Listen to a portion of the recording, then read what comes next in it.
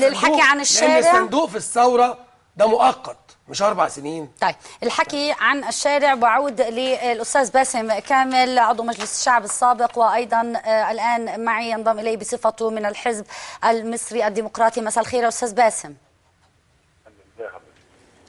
أستاذ باسم؟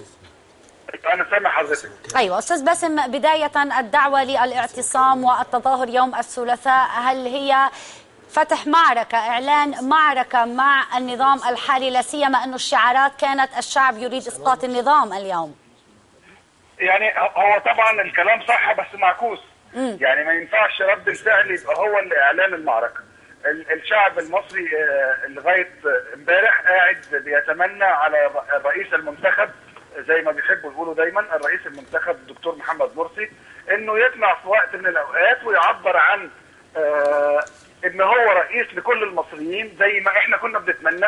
انا ما انتخبتش الرئيس مرسي وما انتخبتش احمد شفيق، انما طول الوقت كنت براهن على رهان انا مش واثق انه هيحصل وعارف انه مش هيحصل، بس كنت دايما بقول يا رب يخيب ظني ويطلع يعمل قرار يقول فيه انا رئيس لكل المصريين، انا مش رئيس الاخوان المسلمين، انا مش هدفي تمكين جماعه الاخوان المسلمين من السيطره على مقاليد الحكم ومفاصل الدوله، انا هعمل كل اللي الناس عايزاه. نعم. الرئيس مرسي في الايام الاخيره عمل عده لقاءات بكافه القوى السياسيه الديمقراطيه اللي موجوده في البلد، علشان يعمل ايه بقى في الاخر بعد ما يسمع للناس دي كلها ويستفيد من خبراتهم وتجربتهم ورؤيتهم السياسيه ومطالبهم ومطالب الشعب المصري، علشان يطلع في الاخر بحزمه من القرارات بيسموها في النهايه اعلان دستوري. هو انا مش شايف ان هي اعلان دستوري، واساتذتنا موجودين يفتونا في الكلام ده. انا شايف ان دي قرارات رئاسيه يعني اقل ما توصف به ان هي قرارات غير شرعيه، بينقلب على الشرعيه اللي هو اخذها، بينقلب على الاعلان على القسم اللي هو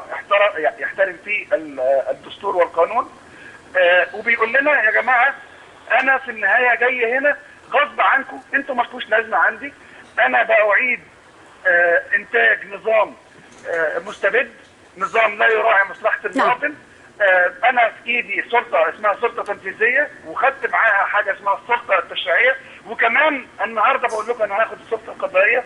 ولا يمكن لمواطن مصري باي طريقه من الطرق سلميه، باي طريقه من الطرق سلميه ديمقراطيه محترمه مدنيه يعارضني في اي حاجه انا عايزها. شكرا لك. بالتالي هو بيستفيد المواطن المصري وبيقول له اذا كنت عايز تعارضني مفيش قدامك غير ان انت تتظاهر او تعتصم، او لو انت راجل متطرف بقى تعالى عارضني باستخدام القوه واستخدام العنف. شكرا لك استاذ باسم كامل من الحزب المصري الديمقراطي.